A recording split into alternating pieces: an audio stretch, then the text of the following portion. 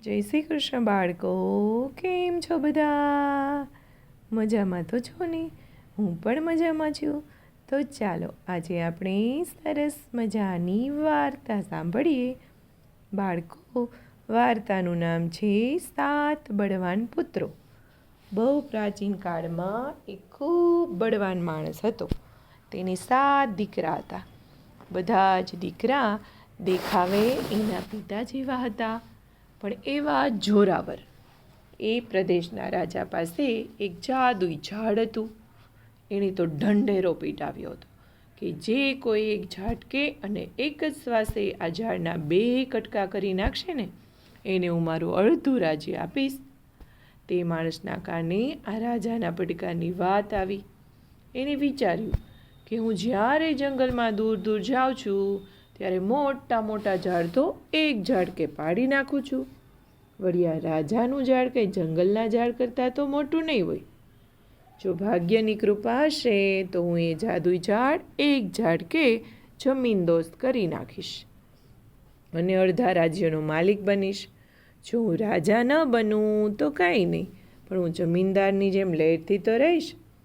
આમ વિચારી એ રાજમહેલમાં ગયો અને એણે જાદુઈ ઝાડ જોયું. તે કંઈ બહુ મોટું ન હતું, એ તો કોઈ ફૂલના છોડ જેટલું હતું, પણ માણસની ઊંચાઈ કરતાંય વધારે ન હતું. માત્ર થડ ઊભું દેખાતું હતું. રાજાએ એ ઝાડને કાપવા માટે એક બીજી અને ખૂબ આકરી સજા આપી કે જો કોઈ એક ઝાડ કે ઝાડ ન કાપે ને તો એણે બાકીની આખી જિંદગી રાજમહેલમાં દાસ બનીને વિતાવવી પડશે. આ બધું સાંભળ્યા પછી પેલા માણસને થયું કે મારામાં શારીરિક ક્ષમતાની તો કાંઈ જ કમી નથી. વળી મારે તો 7 બળવાન દીકરા છે. મારા આ સાહસમાં એ મને મદદરૂપ ન થાય તો પણ મારી ગેરહાજરીમાં તેઓ એની માને તો સાચવશે. એટલે એણે પોતાનું ભાગ્ય અજમાવવાનું નક્કી કર્યું. રાજા પાસે જઈ એણે કહ્યું, મહારાજ, મને તમારો પડકાર ઝીલી લેવા દો અને આ ઝાડને કાપવા દો. રાજાએ પૂછ્યું, ઝાડ કાપવા સાથેની શરતો જાણો છો તમે? તેણે ઉત્તર આપ્યો, મહારાજ, જો તમે મને વિગતવાર બધું કહેશો તો તમારો આભાર. રાજાએ કહ્યું, તમારે એક ઝાડકે અને એકી શ્વાસે આ ઝાડ કાપી નાખવાનું છે. જો તમે ઝાડ કાપવામાં નિષ્ફળ જશો તો મારા મહેલમાં બાકીની જિંદગી દાસ બનીને ગુજારવી પડશે. જો તમારું કોઈ સંતાન આ ઝાડ કાપવામાં સફળ થશે તો તમને છોડી મૂકશે. તેણે રાજાની વાત સાંભળી. મનમાં વિચાર્યું, જો કોઈ રીતે આ ઝાડ મારાથી નહીં કપાય તો મારા 7 પુત્રોએ કાપી મને છોડાવશે. બહુ લાંબો સમય મારે દાસ બનીને નહીં રહેવું પડે, અને જો હું સફળ થઈશ તો અડધું રાજ્ય મેળવીને બાકીનું જીવન સુખેથી વિતાવીશ. આમ વિચારી એણે રાજાને કહ્યું કે હું આ ઝાડ એકી શ્વાસે અને એકી ઝાડકે કાપી નાખીશ. જો હું નિષ્ફળ જઈશ ને તો બાકીની આખી જિંદગી મહેલમાં દાસ તરીકે રહીશ. રાજાએ પછી પોતાના બધા જ દરબારીઓને બોલાવ્યા અને તે માણસની દરખાસ્ત જણાવી. તેમણે પણ તે માણસને રાજાની શરત જણાવી. તે માણસે ઝાડ કાપવાની મંજૂરી માગી. રાજાએ તેમને આપી દીધી. તેણે નવા કપડાં પહેર્યા, કુહાડીની ધાર કાઢી અને અવારનવાર એની તીક્ષ્ણતાની ખાતરી કરી. પછી એકી શ્વાસે જાદુઈ ઝાડ ઉપર કુહાડી ઝીકી. પણ નવાઈની વાત એ હતી કે એ ઝાડ ઉપર એક ઉઝરડોય ન થયો. માત્ર કુહાડીની સાવ આછી છાપ દેખાતી હતી. પછી એણે રાજાને કહ્યું, મહારાજ, મારામાં જેટલી શક્તિ હતી ને એ વડે મેં પ્રયત્ન કર્યો, પણ દેવતાઓ મને છેતરી ગયા. હું નિષ્ફળ થયો. આ દિવ્ય છેતરપિંડીમાંથી જ્યાં સુધી હું બહાર ન આવું ત્યાં સુધી તમારો દાસ થઈને રહીશ. આ સાંભળીને રાજા તો પ્રસન્ન થયો. તેણે દાસ બનાવવાને બદલે રાજદરબારનો સભ્ય બનાવી દીધો, પણ એક ચોખવટ કરી કે આ બદલ તમને કોઈ માણસ રાજદરબારમાં રહેતો હોય એ છોડાવે નહીં ને ત્યાં સુધી તમારે આ જ હાલતમાં રહેવાનું છે. તમને કોઈ મહેનત મજૂરીનું કામ નહીં આપીએ, પણ તમારે રહેવાનું તો અહીંયા જ છે. તેના 7 દીકરાઓને તેની પિતાની એવી કોઈ ચિંતા ન હતી. એમણે માની લીધું કે આપણા પિતા તો મહેલમાં મોજ મજા કરે છે. એના ગામમાં રહેતા એક વૃદ્ધ પાસેથી દીકરાઓને જાણવા મળ્યું કે એક નાગરાજની પાસે કિંમતી રત્ન છે.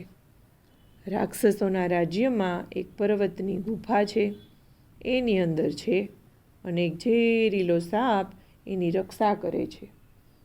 પેલા નાગને મારીને રત્ન મેળવવાનો વિચાર આવ્યો. આ 7 ભાઈઓએ એવા જોરુકા હતા કે દરેક પોતાના ખભે હાથી ઉચકી શકે ને, અને એ પણ સાવ સહેલાઈથી. દરેક ભાઈઓની અંદર એવી શક્તિ હતી કે એક એક હાથીને પોતાના ખભે ઉચકી શકતા હતા.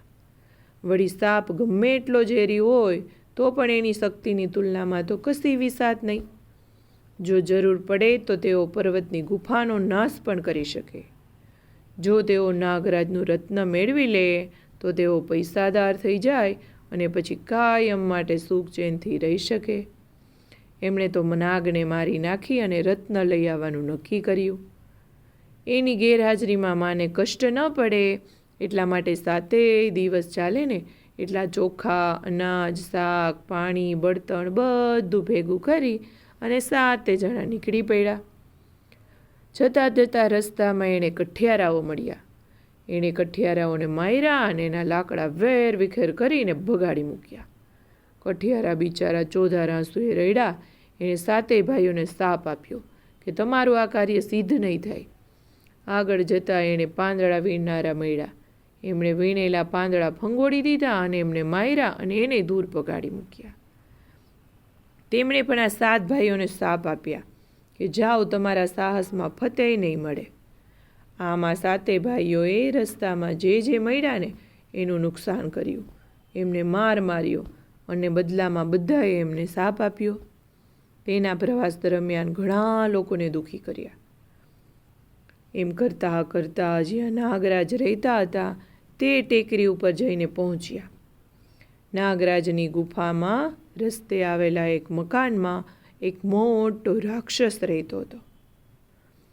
તેઓ જ્યારે ત્યાં પહોંચ્યા ત્યારે તો રાત પડી ગઈ હતી. સૂતા પહેલાં તેઓ ખાવાનું શોધવા માગતા હતા, એટલે આરામ કરવા એક નિર્જન મકાનમાં પ્રવેશ્યા. ત્યાં કોઈ નહીં, સુમસાન જગ્યા હતી. ત્યાં રાંધવાની વ્યવસ્થા કરવા માંડી. ચૂલો સળગાવવાના સમયે એણે દૂર એક ઝૂંપડી દેખાણી. તેણે સૌથી નાના ભાઈને તે ઝૂંપડીમાંથી દેવતા લાવવા કીધું. તેના છાપરા ઉપરથી ધુમાડો નીકળતો એણે જોયો. એટલે ઝૂંપડીમાં દાખલ થયો ને એણે ખૂબ ઘરડી સ્ત્રી જોઈ. 80-90 વર્ષની હશે. બાજુમાં નાનકડું માટીનું વાસણ હતું.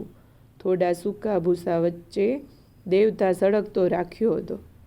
એણે વૃદ્ધાને પૂછ્યું કે માજી દેવતા છે, થોડો મને આપશો? વૃદ્ધા ધ્રુજતા સાથે બોલી, હા દેવતા છે, પણ તારે ફૂંક મારવી પડશે. હું તો ઘરડી છું, મારામાં તાકાત નથી, એટલે તું ફૂંક માર અને ફરી સળગાવ. જ્યારે સૌથી નાના ભાઈએ માટીના વાસણમાં ફૂંક મારવા માથું નમાવ્યું ત્યારે વૃદ્ધાનો વેશ લઈ બેઠેલી રાક્ષસીએ તરત લોખંડનો સળિયો કાઢી જોરથી તેના માથામાં માર્યો. પછી તેને લોઢાની કઢાઈમાં મૂક્યો. સૌથી નાનો ભાઈ પાછો ન આવ્યો એટલે બીજા ભાઈઓને ચિંતા થઈ. એમણે છઠ્ઠા ભાઈને મોકલ્યો. એની પણ એવી જ દશા થઈ. આ રીતે 7 ભાઈઓએ રાક્ષસીના હાથે જાન ગુમાવ્યા, પણ કોઈને એની ખબર ન પડી. 7 દિવસ અને 7 રાત્રિ વીત્યા.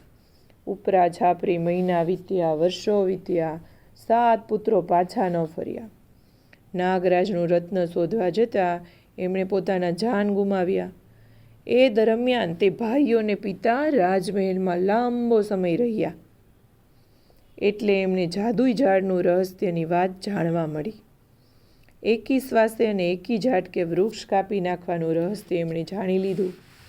પણ એનાથી કશો લાભ ન થયો, કારણ કે તેઓ એ રહસ્ય જેમને કહી શકે એ દીકરાઓની સહાયથી એ થઈ શકે એવું હતું.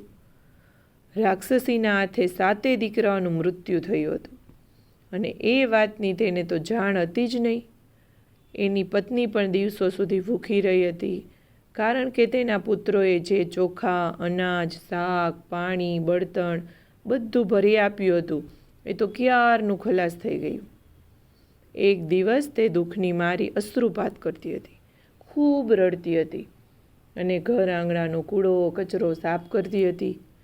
ત્યારે તેની નજર નાની એવી સોપારી ઉપર પડી. એણે પહેરેલી સાડીના છેડે એને સોપારીને મૂકી દીધી અને છેડો કમરે વીંટાળી દીધો. તે પોતાના ઓરડામાં આવીને ત્યારે કામ કરવા લાગી અને કામમાં એટલી બધી ખોવાઈ ગઈ કે વાત ભૂલી ગઈ. એણે એ પણ યાદ ન રહ્યું કે એ વસ્તુ તેણે ખોઈ નાખી છે કે નહીં. દેવતાઓની વાતો તો અચરજભરી હોય છે. થોડા દિવસોમાં તેને દિવસો રહ્યા. તેણે મનમાં વિચાર્યું કે જો આ સાચું હશે તો લોકોની પૂછપરછના તે ઉત્તર આપી નહીં શકે. બધા તેના ઉપર વહેમ કરશે. દેવતાઓએ મારા ઉપર કૃપા કરી છે એવું જો કહીશ તો મારી વાત કોઈ માનશે નહીં. એનો પતિ તો મહેલમાં દાસ તરીકે કેટલા સમયથી રહ્યો હતો. વળી એના 7 દીકરાઓમાંથી કોઈ પાછું પણ ન આવ્યું હતું. એના પેટમાં બાળક ઉછરતું ગયું અને તેમ તેમ તે પોતાના દિવસો દુઃખમાં વિતાવતી ગઈ. બાળકે 10 મહિને અને 10 દિવસે જગતનું અજવાળું જોયું. તે રૂપાળું બાળક હતું અને માતાએ બહુ કાળજીથી તેને ઉછરવા માંડ્યું. માતાના લાડકોડ એને ખાસ્તા મળ્યા. એણે બાળકનું નામ પાડ્યું હતું કવકેન્દ્ર રેસા અથવા સુરપાર્ક સંલગ્ન, કારણ કે સોપારી સાંપડ્યા પછી એનો જન્મ થયો હતો. ધીમે ધીમે તે યુવાન થયો. તેણે એક દિવસ એની માને પૂછ્યું કે આપણા ઘરમાં તારા મારા સિવાય બીજું કોઈ નથી? તેની માએ નિશ્વાસ નાખીને કહ્યું કે આપણા ઘરમાં બહુ બધા હતા. તારા પિતા હતા, 7 ભાઈઓ હતા, પણ અત્યારે ઘરમાં કોઈ નથી. ઘણા વખતથી તેમના કોઈ સમાચાર મને પણ મળ્યા નથી. કવકેન્દ્ર રેસાએ કહ્યું, તેઓ જ્યારે ગયા ત્યારે કશું કહીને ગયા હતા? માતાએ કહ્યું, હા, પણ ત્યાર પછી તેઓ પાછા ફર્યા જ નહીં. કવકેન્દ્રએ કહ્યું કે માં, તેમણે શું કહ્યું હતું હું જાણી શકું? તેની માં બોલી, હા, કે મારા દુર્ભાગ્ય અને દુઃખની વાત તને કહેવામાં મને કોઈ જ વાંધો નથી. લોકોએ અને મારા સ્વજનોએ અસંખ્ય મેણાટોણા માર્યા છે. તેમ છતાં મેં તને મોટો કર્યો. હું તારાથી કશું છૂપું નહીં રાખું. હું તને બધી જ વાત કરીશ. આમ કહીને તેની માએ રાજમહેલના જાદુઈ ઝાડની વાત કરી અને નાગરાજનું રત્ન લેવા નીકળેલા આ 7 ભાઈઓ કેવી રીતે ગુમ થઈ ગયા એ પણ કહ્યું. અને રડતા રડતા બોલી કે આજે જો તારા પિતા હોત અને 7 ભાઈઓ હોત તો આપણે જીવન નિરાંત અને સુખથી ગાળી શકત. આપણે ક્યારેય દુઃખી ન હોત. તેણે માની બધી વાત સાંભળી અને વિચાર કર્યો, આમાં બાહુબળનો પ્રશ્ન નથી, આ બુદ્ધિનો અને ધીરજનો પ્રશ્ન છે. મારા પિતા અને ભાઈઓ પુષ્કળ શક્તિશાળી હતા. તેમાં બળની કશી ખોટ ન હતી. તેઓ એક ખંભે એક હાથીને ઉંચકી શકતા એટલી શક્તિ હતી. તેઓ આ કફોડી સ્થિતિમાં કેમ ચડ્યા? જે શક્તિથી પ્રાપ્ત ન થતી હોય તે બુદ્ધિથી ચોક્કસ પ્રાપ્ત થઈ શકે છે. એટલે એણે પોતાના ભાઈઓને બચાવવાનો અને પિતાને છોડાવવાનો નિર્ણય કર્યો કે માં, હું આવતીકાલે નાગરાજની જુંગાલમાંથી ભાઈઓને છોડાવવા જઈશ. હું તારા માટે ઘણા દિવસ ચાલે ને એટલું ખાવાનું, પાણીની વ્યવસ્થા કરી પછી જઈશ, એટલે તને કોઈ મુશ્કેલી નહીં પડે. મારા લક્ષ્યમાં હું સફળ થાઉં ને એવા આશીર્વાદ આપજે મને. તેનો ઉત્સાહ જોઈને માએ કહ્યું, રાજાની સંપત્તિ મેળવવાની આશામાં મેં તારા પિતાને ખોઈ નાખ્યા. નાગરાજનું રત્ન મેળવવાની આશામાં તારા 7 ભાઈઓને ખોઈ નાખ્યા. ઈશ્વરની પરમ કૃપાથી હવે તું મને મળ્યો છો. અગણ્ય મુશ્કેલીઓ અને અપમાનો વેઠી મેં તને મોટો કર્યો. એટલે જો તને પણ ખોઈ નાખીશ તો આ જગતમાં મારું પોતાનું કોઈ નહીં રહે. કવકેન્દ્ર રેસાએ એણે કહ્યું, અમ્મા, હું સંપત્તિ કે મિલકતના લોભે આ કામ માથે નથી લેતો. મારે એની કોઈ જ જરૂર નથી. અને આ જગતમાં જ્યાં સુધી હું જીવું છું ને ત્યાં સુધી કદી પણ સંપત્તિમાં મારો જીવ નહીં રાખું એવી મેં પ્રતિજ્ઞા લીધી છે. હું માત્ર મારા પિતા અને ભાઈઓ પ્રત્યેની મારી જવાબદારી પૂરી કરવા માગું છું. હું બધા સંકટોને પાર કરી શકું અને મારું લક્ષ્ય સિદ્ધ થયા પછી જરાય ઘવાયા વિના તારા ચરણોમાં આવી જાઉં, એટલા મને આશીર્વાદ આપજે. પછી એણે માની રજા લીધી અને નાગરાજના પાસમાંથી ભાઈઓને છોડાવવા પોતાનો પ્રયાસ આરંભ્યો. રસ્તો બહુ લાંબો હતો ને તે આખા રસ્તે ચાલતો જતો હતો.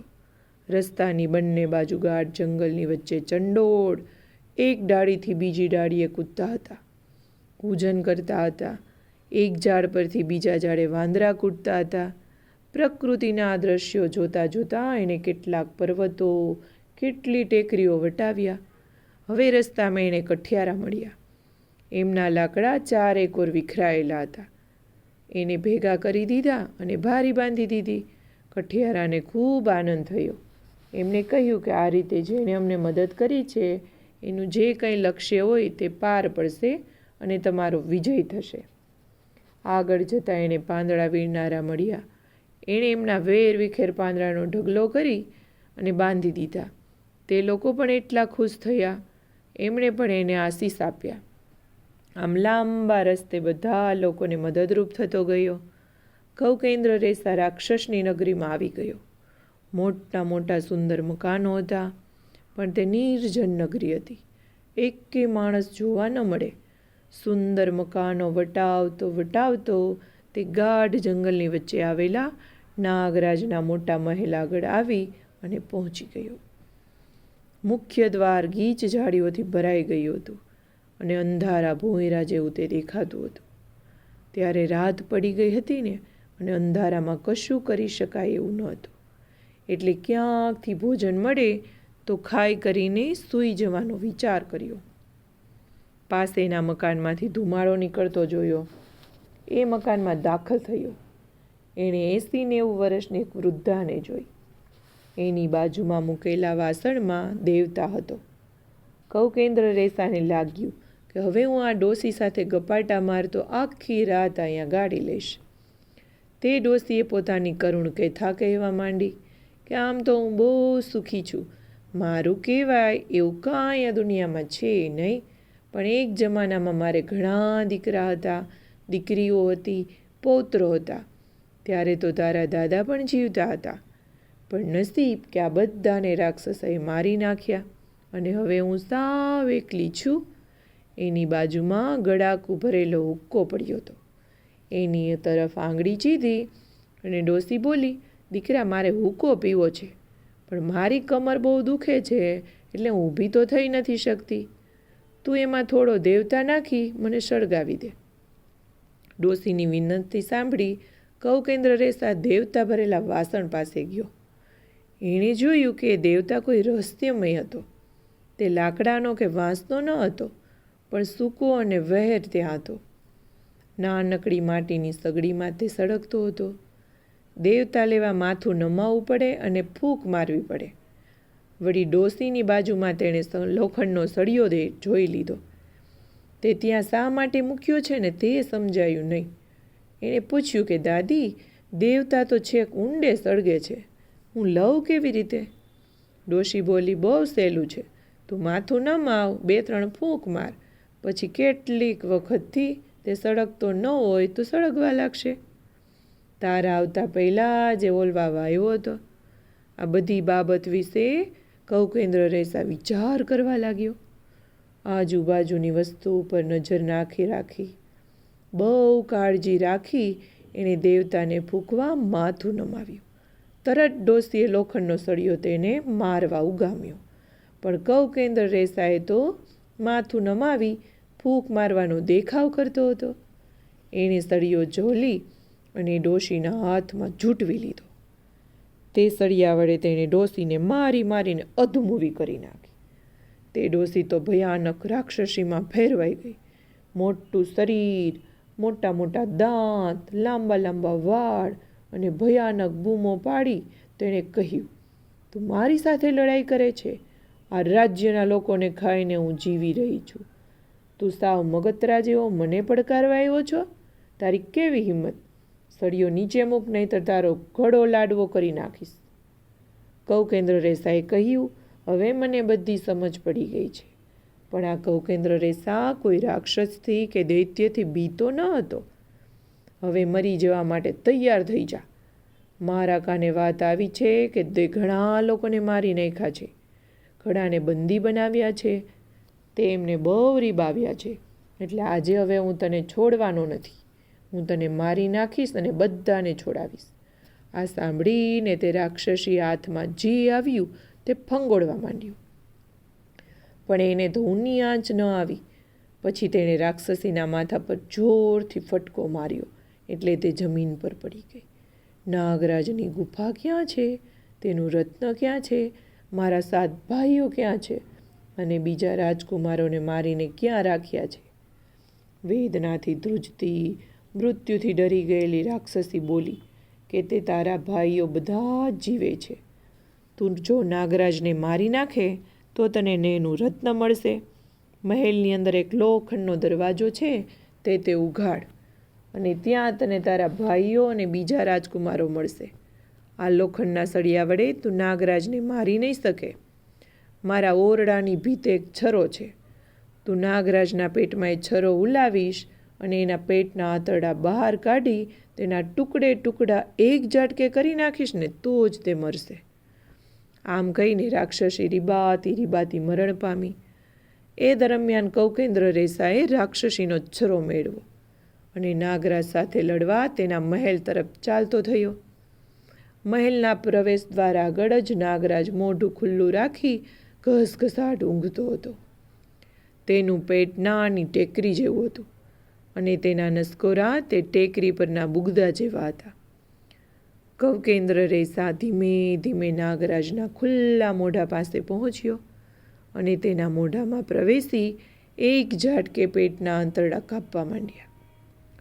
નાગરાજને હાલવા ચાલવાનો સમય ન મળ્યો. નાગના આંતરડાના ટુકડે ટુકડા કરી તે મરી ગયેલા નાગની પૂંછડી પાસે પહોંચ્યો. મહેલમાં દાખલ થઈ તેણે લોખંડનો મોટો બંધ દરવાજો જોયો. એની પાછળ ઘણા રાજકુમારો કેદમાં હતા. એની જમણી બાજુએ ઝગમગતા સોનેરી દરવાજાવાળું સુવર્ણ મંદિર જોયું. તે અંદર ગયો અને ત્યાં નાગરાજનો મુગટ રત્નોથી અને બીજા કિંમતી હીરાથી શોભતો હતો. ત્યાં એ બધાની રક્ષા કરતો એક નાગ ફેણ માંડીને બેઠો હતો. કૌકેન્દ્ર રેસાના હાથમાં ચમકતો છરો જોઈ તે ત્યાંથી જતો રહ્યો. પછી કૌકેન્દ્ર રેસાએ નાગરાજના રત્નો લીધા અને લોખંડના દરવાજા પાસે ગયો. લોખંડના સળિયાથી દરવાજાને ફટકાર્યો અને તે ખુલી ગયો. બંદી બનેલા રાજકુમારો એક પછી એક બહાર આવવા લાગ્યા. તેણે પોતાના 7 ભાઈઓ વિશે પૂછ્યું.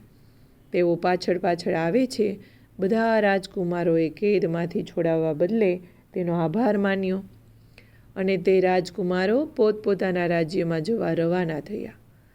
કૌકેન્દ્ર રેસા પણ પોતાના વડીલ બંધુઓની સાથે ઘેર પહોંચ્યો.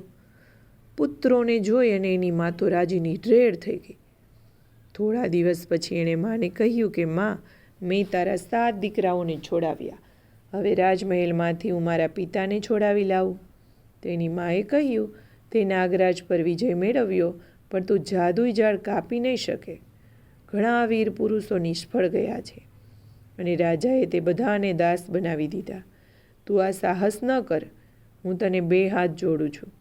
માની વાત સાંભળી તેણે કહ્યું કે માં, મારા જન્મ પછી મેં મારા પિતાને જોયા જ નથી. મેં તને જ જોઈ છે અને હું તને ઓળખું છું કે તું આ 7 ભાઈઓને લઈ આવ્યો છું ને. હવે તારે વધારે દુઃખ ભોગવવું નહીં પડે. જો મારા પિતા મહેલમાં જ દાસ બનીને મૃત્યુ પામશે તો હું તેમને જોઈ નહીં શકું. દીકરો થઈને હું મારા પિતાની યાતના દૂર ન કરી શકું. તેમને કારાવાસમાંથી છોડાવી ન શકું તો પછી આવી અર્થહીન જિંદગી શા માટે? એટલે મને રોકીશ નહીં. મને આશીર્વાદ આપ કે હું મારા પિતાને મળી તેને છોડાવી શકું. માતાએ કહ્યું કે તારા શૂરવીર દીકરાના હૃદયને ભયભીત ન કર. તેની માએ કહ્યું, જો દીકરા, તું તારા કાર્યમાં સફળતા મેળવજે. માનસ સંપત્તિ લઈ અને કૌકેન્દ્ર રેસા તો રાજમહેલની દિશામાં નીકળી પડ્યો. રસ્તાની બંને બાજુએ આવેલું ગાઢ જંગલ વટાવી તે આગળ વધ્યો. તેણે પર્વતો વટાવ્યા, ટેકરીઓ વટાવી, મેદાનો વટાવ્યા અને છેવટે રાજમહેલમાં પહોંચ્યો. દરબારમાં જઈ રાજાને વિનંતી કરી કે મહારાજ, જાદુઈ ઝાડ કાપવામાં નિષ્ફળ ગયેલા માણસનો હું સૌથી નાનો દીકરો છું. હું એ જાદુઈ ઝાડ કાપવા આવ્યો છું. તમારી શરતો પ્રમાણે ઝાડ કાપી મારા પિતાને અહીંથી છોડાવી જઈશ. તમે મને રજા આપો તો હું મારું ભાગ્ય અજમાવું. રાજાએ તેને કહ્યું, તારા પિતાને માટે જે શરતો કરી હતી તે તું જાણતો જ હોઈશ. જો તું સફળ થઈશ તો તારા પિતાને મુક્તિ મળશે, એ સિવાય કશું નહીં મળે. કૌકેન્દ્ર રેસા બોલ્યો, મહારાજ, તમારી શરતો મને મંજૂર છે. પછી રાજાએ તેને ઝાડ કાપવાની આજ્ઞા કરી. ઝાડને ધ્યાનથી જોવા લાગ્યો. પાસે ગયો, જોયું તો એવું કંઈ મોટું ન હતું. મોટી કુહાડી વડે આ કપાય નહીં. આ ઝાડ બહુ પોચું છે, લપસણું છે. બંને હાથની સમતુલા જાળવીને જ કુશળતાથી કાપવું પડે. પછી બધી ગોઠવણ તપાસી અને રાક્ષસીનો છરો કમરપટામાંથી લીધો અને એક ઝાડ કે એકી શ્વાસે ઝાડ કાપ્યું. પછી તેના 7 ટુકડા કર્યા. આટલા સમયમાં તે વધુ ટુકડા ન કરી શક્યો હોત. ત્યાં હાજર રહેલા બધાએ માન્યું કે તેના હાથમાં જે છરો છે ને તે જાદુઈ હોવો જોઈએ. નહીંતર આટલા બધા શૂરવીરો કુહાડી, તલવાર બધું અજમાવી ચૂક્યા, પણ કોઈ ઝાડ કાપી ન શક્યા. વાસ્તવમાં તો આ ઝાડ ઉપર એક ઉજરડો પણ પડ્યો ન હતો. જ્યારે આણે તો જાણે કેળ વાટતો એમ જાદુઈ ઝાડ કાપી નાખ્યું. પછી રાજાએ કહ્યું, ભલે, હવે હું તારા પિતાને આઝાદ કરું છું. તેમને તારી જોડે લઈ જા. તેણે રાજાને વિનંતી કરી, મહારાજ, તમારી શરત પ્રમાણે જેટલા લોકો આ વૃક્ષ કાપી નથી શક્યા એ બધાને તમે મુક્ત કરો. રાજાએ બધા લોકોને એના પિતા સાથે મુક્ત કર્યા અને આ પુત્ર પિતાને લઈ અને ઘરે આવ્યો. બધાએ ખાધું પીધું ને રાજ કર્યું. બાળકો આવજો. જય શ્રી કૃષ્ણ.